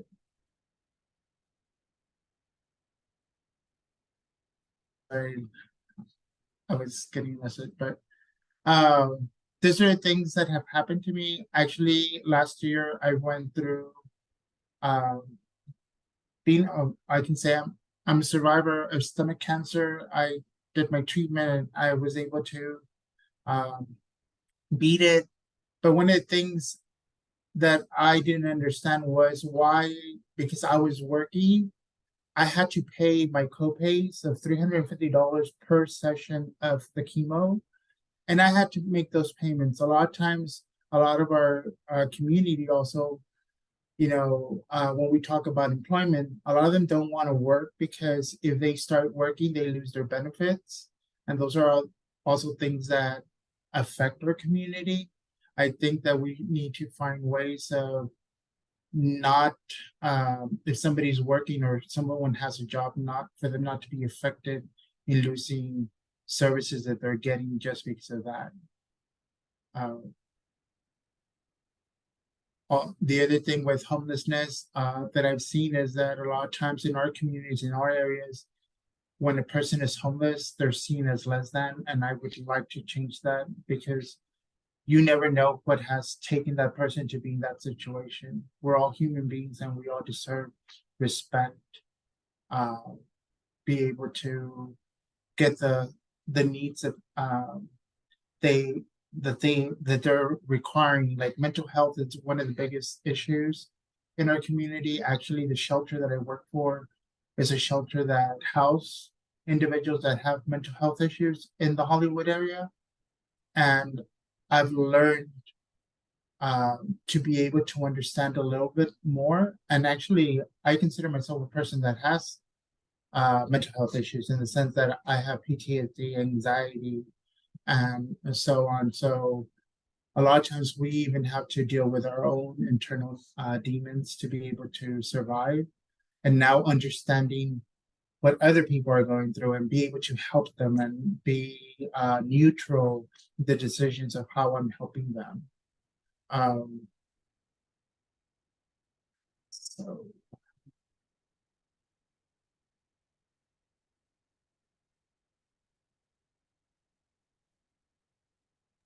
Thank you, Samantha. Thank you for sharing. And I just put in the chat the word empathetic. For someone who may not have met you before, I would think that they could already tell that you are an empathetic person, that you navigate the world with empathy. And having known you now for a number of years, one of the things that comes out in all of your storytelling and in the way that you live your life is that certainly you experience pain, but you also feel other people's pain as well. And you understand that even as rough as you've had it, that there are folks who have rougher times or different times, and their needs need to be addressed as well. So a couple of quick questions and conversational points for you. So you mentioned being undocumented, and we're talking about aging with HIV, but what is it like for a person of trans experience who is also undocumented and living with HIV? Because for most of us, if you don't have a job or you don't have private insurance, you simply go to a Ryan White clinic, or you go somewhere where they're going to treat you, or you go to a health department or something. But how can it be difficult for a person who's undocumented? I can go back to when, like, say, when I was living in New York City. If you were undocumented, they can give you a shelter to live in, but they don't give you your food. Like, you have to work to be able to buy your own food.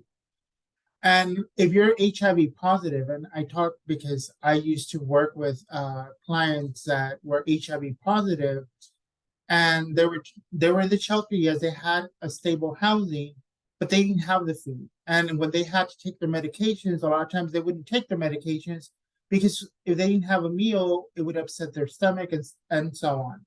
So here we were sending them back to do sex work, be out in the street, doing sex work, and also putting them in danger. That they would not say their status to the clients that they were getting. A lot of times those clients were also saying to them, I'm going to pay you more if you do sex without a condom. So here, yes, there's certain things that they can get, but they don't get all the services because they're undocumented. And how can we help them? So one of the things that I would do with my clients, and I would always tell them, I'm always going to talk to you clearly in how things are. I'm not going to sugarcoat things. I'm going to tell you this is the options you have. This are the risks that you have if you do this or that, because a lot of times there's the Mickey Mouse. I don't know if a lot of people know what Mickey Mouse is, but a lot of the undocumented people work with Mickey Mouse documents. And that's the only way that they're able to survive. But I would tell them, if you use this, there's a consequence that you can lose a lot because you're not going to be able to regulate your status here if they find out you're in the Mickey Mouse. So I would put it straight out how it is, give them the options, and always gave them options to be able to choose. Thank you. And you didn't use these words, but you brought up something. So also, this is, I'm going to blow your mind with this. So a number of years ago, I realized coming into HIV advocacy that it was better for me to approach advocacy with a corporate mindset, dollars and cents, because if it don't make dollars, it don't make sense, because that's how the HIV healthcare system works. All right. And so, but what I also realized is that many of us practice that even when we don't realize it. And you gave a great example of ROI, which is a term that stands, it's a business term that stands for return on investment. And so many people, even today, are still have to decide, will I have a better chance of having stable housing if I don't work? Because housing is so expensive. Because if I work and make over a certain amount of money, which we actually just heard Tiommi say specifically, and we also heard different parts of that and the information that Jam gave, and you also said that if I make over a certain amount of money, that means I'm not going to have access to Ryan White. That means I'm not going to be able to get in this low housing program, low cost housing program that I so desperately needs. It means that I might not have money to buy food. It means that I have to pay a copay on my insurance versus having comprehensive insurance through a federally funded program. And so many of us never thought about that. And what we don't realize is that we're making those decisions daily in a lot of different areas. All right, white folks just created a term for everything, and that was one of the terms that we created. So tell me a little bit. Oh my goodness. Yeah, that sucks, T. It does. We have to change that. But tell us a little bit more about that. Tell us some instances, and please don't tell people's names, but where folks have had to make those really, really heart-wrenching and difficult decisions.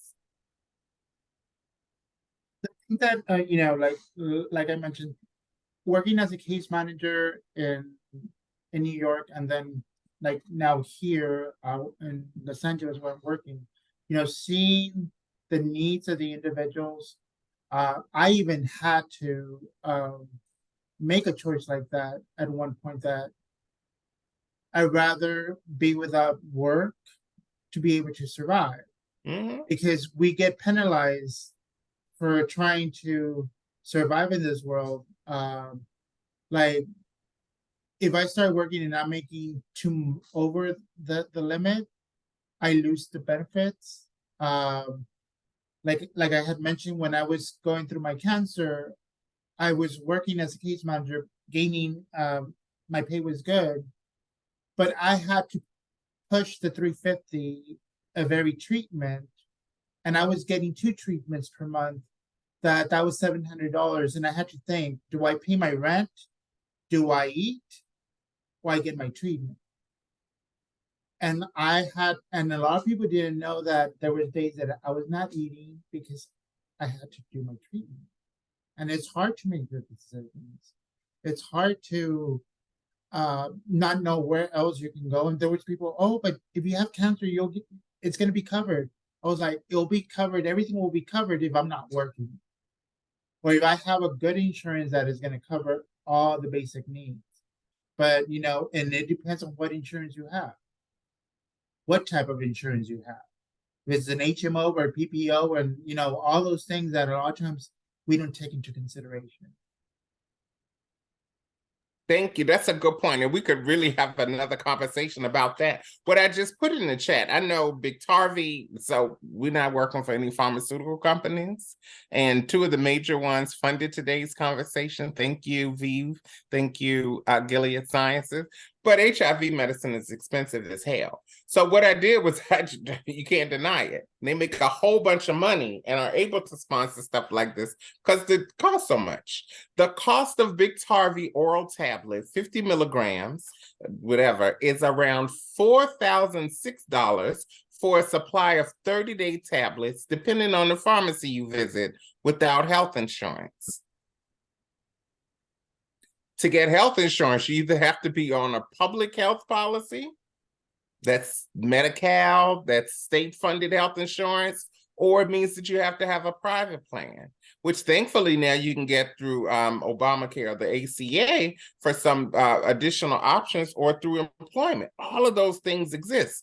But it does mean that many people have to make those kind of decisions thank you, Wanda, have to make those decisions each and every day or once every month. And so thank you for bringing that conversation. And yeah, sex work is real work. It's real work. It's tedious work. It is. It's dangerous work. It's all of those things. There's so many wonderful aspects that came out of this conversation. Thank you, April, for being so vocal and vibrant today. So we have a few minutes for Q&A, and somehow we made up time. I can't believe that. So this would be a great time for those who are still here with us to ask any questions that you may have. You can actually post them in the chat section, or you can do your virtual hand raise. We're happy to respond. Jam, are you still here with us? Yes, I am. Awesome. Let me come up. Awesome. So what questions do you all have? You've been a wonderful audience today. Come on, April. I know you have to go. Let's get your question. I just want to say thank you to everyone. Miss Tommy, I can relate to a lot of your story, girl. I come from the same background. I'm from New Orleans, Louisiana. I left the South a long time ago in 1996 when I was 21. I came here to LA on a one Greyhound bus ticket with $100 in my pocket. My first job was Santa Monica and Highland. So I get you, girl. I understand the struggle. I get it real. We were blessed to still be here. I am HIV negative just because I've always taken care of myself. Now I'm in the injectable prep. So even though I may not take a HIV medication, I'm always taking care of myself. And I'm so glad to see you, Samantha, thriving with life. Jan, thank you for your information. And Tori, you are such a great facilitator. And I just want to say thank you to everyone and God bless. Thank you so much. Great that you remain negative. Hey, it happens to the best of us. And injectables, I think, are the wave of the future. Yes. Thank you. It's not for everybody, but it's a great option for a lot of folks. All right. Thank you, April, for everything you've contributed to the conversation today. Have an amazing day. You too. Thank you. All right. Shakina, Drea, and Ebony in that order. What a great conversation today. And everyone, you're all amazing. And thank you for everything that you've shared with us today. Samantha, my question is for you. This is my first opportunity to hear a little bit about your journey. And I'm just, I'm wanting to know more around like your authenticity and your desire to help people. And at the same time, you're being like upfront, transparent, and accountable to the people you're providing service to. How do they respond to, that kind of empathetic kind of presentation that you bring to the work that you do? Thank you. One of the things that I always, when I'm speaking to people or the people that I'm helping is, I let them know, a lot of times I've been there. Maybe our journeys are a little bit different, but I've gone through certain things that they've gone through, and I understand them. I see them as a person, and I'm going to do everything possible to be able to help them get to where they need to get to. I can help them with giving them options of things that they can do, and it's always going to be their choice. Even when we're identifying ourselves, I always tell the person, you tell me who you are. I'm not going to put a title on you. You let me know, and I'm going to respect that. And when we're able to create that bond with a person, you're able to be able to help them better. But my work has always been in my community, making sure that they don't go through things that I've gone through. And if they have something different that I haven't gone through, I'm going to fight and make sure that nobody else goes through whatever that person has gone through, because we all deserve that respect. Well said. Thank you so much. The delay is my computer. It's running slow today. I'm sure you have been wearing that computer out, Shakina. Thank you for your advocacy. And thank you for your comments and your questions today. All right, Drea.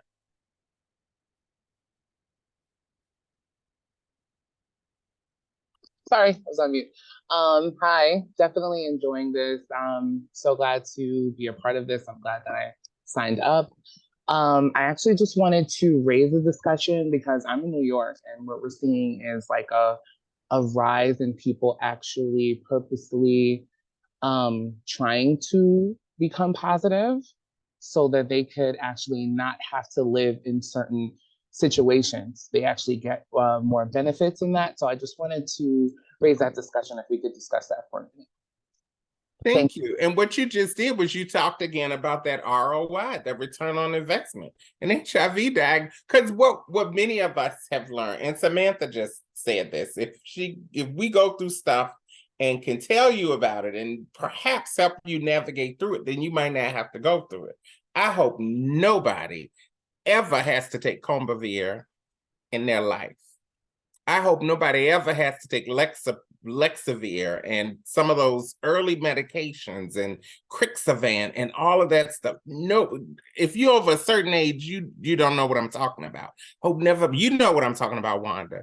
Hope nobody ever has to take those things in their life. So we tell you about that and we share our experiences with that so you don't have to go with it. And we share our experiences about how to talk to providers about ensuring that we get our trans affirming care and also HIV care at the same time, and that they actually don't counteract and actually in ways they enhance it. Because if I feel better about myself, then I'm more likely to take my HIV medicine. And so we're continuing to do that. So back to the question that you just asked, Tiommi, Samantha, Jam, can you all talk a little bit more about that? Yeah, and it's not just happening in New York, right? It's almost like a common thread in the trans experience, especially when we're seeking support. I'm reminded of the very first Positively Trans meeting, and actually like the stories that I heard in that room are what solidified me actually being a part of this movement, because before then, I didn't know I was doing it, but I was living stealth, right?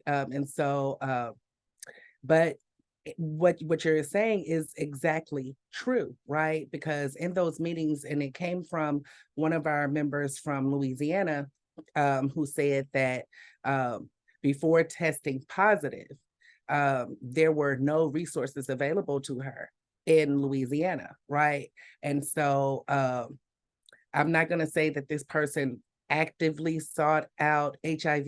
I don't think that that was a part of their story, but somehow they contracted HIV, right? And then after that, it wasn't immediate, right? So in some places it may be immediate, but then there was a 4-month period after diagnosis where this person had to literally be on the street, right? So we have some resources that are available that force us to live in poverty, right? And so that forced that person to actually live in like really dangerous situations.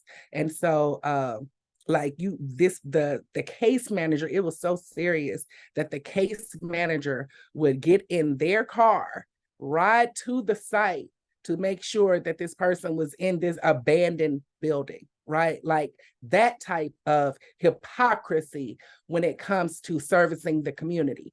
And so after that stint of living literally on the street happened, they got housing, they got access to SNAP benefits so they can feed themselves, because medicine, having a house alone is not prevention, it's not treatment if you're not able to feed yourself, because some of these medicines, like Samantha alluded to, they actually require you to take that medicine with food, right?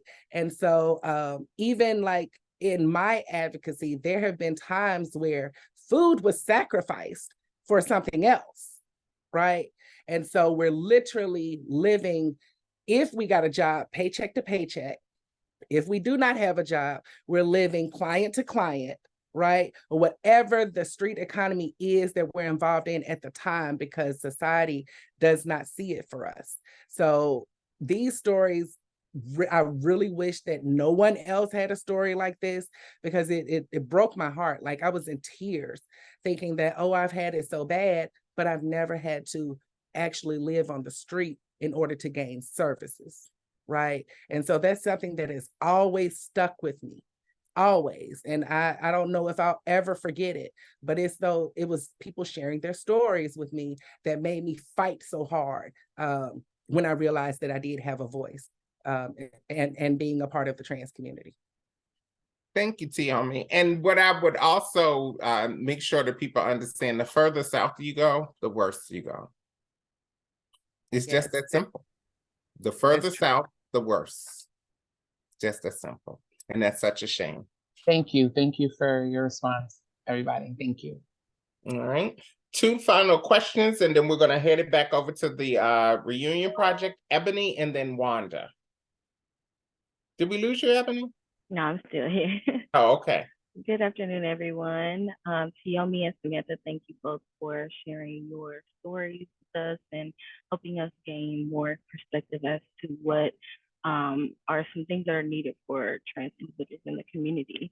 My question is related to HIV cure research and some ethical considerations that we should have in terms of once we find an HIV cure, what are some things that may be needed for trans individuals to convey to researchers, to people making policy decisions? What are some of those considerations you think? I hope that makes sense, the question.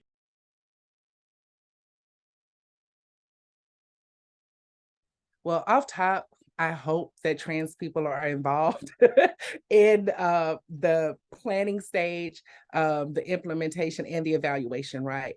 That is meaningful involvement of trans people living with HIV in all aspects of research, right? So when you're putting this together, I know that there may be some trans leaders that you're connected to. Bring them in, right? So that when they are taking, say, a survey, right, they're not triggered by questions that may be incorrectly stated, right? Because we don't want to turn anyone away from being counted, right? I definitely want to be counted. And the issue with me is even working with the Department of Health in Arkansas, they didn't count me as a trans person living with HIV, right? And I'm in the room with you all. So trying to figure out how I can reach other trans people. But if you're saying that there are none in Arkansas, I know that that's a lie, right? And so the reason why that was a lie is because they didn't bring us in. We were a literal afterthought. I got invited in like in the 11th hour to sit in and talk about data and HIV data in Arkansas, right? And then only to be disappointed and frustrated and angered that even as I'm sitting here with you, telling you my story, I'm not counted, right? And not to mention, I got tested in Arkansas. I got my confirmatory test done in Arkansas. I got into treatment in Arkansas, and nowhere ever did it count me as a trans woman. So yeah, definitely we have to be involved in all aspects of it. Thank you for that, T. Thank you. Wanda. Thank you for allowing this cis woman to be a part of this conversation. Tiommi, I love you. And I'm very glad to meet Jam and Samantha and Tori. We've met briefly. Here's the thing. I live in North Carolina, and advocacy is hit or miss here in our community. And particularly for my trans brothers and sisters, there's not a lot of voice for my family. Even when I go to the clinic and stuff, sometimes, you don't supposed to be hearing things, but you hear things and you hear how people are addressed, and how you folks have said today, identify yourselves, tell me who you are, because I don't want to put a label on you. And that's something that I have learned from Tiommi from the early days, and grateful for. And also the services that you have there, in the San Francisco area, in the Cali area, we don't have that here. And I wish that we could migrate it here. In a southern state, there's a lot of suffering in silence. And I just wanted to lift that up. I'm so inspired by this conversation that I'm hearing, and I'm all excited, but I don't know where I'm going to go with it, other than social media and lifting up and letting people know that there are options, even if we have to create them ourselves. Thank you. Thank you, Wanda. And you actually that was a great way to end it. I see your hand, Kyra. That we do have to, sharing on social media is a great form of advocacy. Talking about it is a great form of advocacy. And advocacy can look, sound, and feel very different depending on where we are in the country. Though we haven't shared a lot of one-on-one conversations, I have been a fan of yours for a very, very long time. And I thank you for what you do, not just for cis women, but for the HIV movement in general. So you get to be our very, very last question, comments. Is it Kyra or Kira Kincaid? It's Kyra. How are you? Oh, hey, Kyra, how you doing? Oh, and I'm y'all, good. I put it in the text. Before you talk, Kyra, I want to say this. I put it in the text message already. Fill out those evaluation forms. That's how we prove to the pharmaceutical company that we need more money and resources. Okay, my apologies. Go ahead. I just wanted to respond to what Miss Wanda had said about about the lack of us being in those rooms, and depending on where you're living in the country, it can be even more of a problem. I live here in New Orleans, Louisiana, and we've made some strides here, but not all over the city. Not close to all over the state of Louisiana. Some people's forms look, when you come in to fill out, they don't even have the gender identity on it, or the preferred name blocks on it for them to fill out. And I just recently switched jobs from Crescent Care to now I'm working for Ochsner. And just within this first week of going through my orientations, I realized we have work to do. We have a lot of work to do there because I was dead named, I was, misgendered, and it's kind of hard not to see what's going on when I stand up, you looking at me in person and we having these issues. And on top of that, aging, it's a lot. I to be honest with you, I got on here because I wanted to see how y'all were gonna do this aging webinar, because I have to do one in December, and I just wanted to get some ideas. But thank you for letting me speak. Thank you. And I put some stuff just for you in the chat, because New Orleans, ignorance is bliss in places like New Orleans and all across the South. All right. If they act like it doesn't exist, so they don't have to address it, but you keep reminding them every day. All right. And you keep getting on their ass about those forms and make sure that they change it. It's actually federal policy. Remind them of that. It's federal policy. You can go to CAPACHA guidelines, but you can also go to HRSA as well. Thank you so much. Reunion Project, what closing words do you have? You all are sharing some great things in the chat, some upcoming events. Thank you all for allowing me to be here today. Y'all, I'm going to take this bra off and take a nap. Maybe in that order. Thank you so much, Tori. You've been absolutely amazing. Samantha, Tiommi, and Jam, I couldn't have asked for a better panel. You all are just amazing. So thank you for what you bring to the space. I just want to let you all know that we're actually going to be in New Orleans soon for our next in-person town hall. Thriving with HIV, Let the Good Times Roll. That's going to be on November 3rd and 4th. And for more information, you can contact our New Orleans Host Committee co-chairs, Jasmine Davis, we have her email right there, and Kyra Kincaid, who we just heard from. You'll also get these slides in an email tomorrow, so you'll have those emails on hand for you. And here's how you can connect with us. We are on Twitter. Oh, sorry, we're on X now. Is that what we are now? Twitter is now X. And then Facebook and Instagram. You can connect with us on all of these. And as I said, you'll have all this information in the slides. Thank you all so much for being here today. I hope you enjoyed it and you join us for our next one.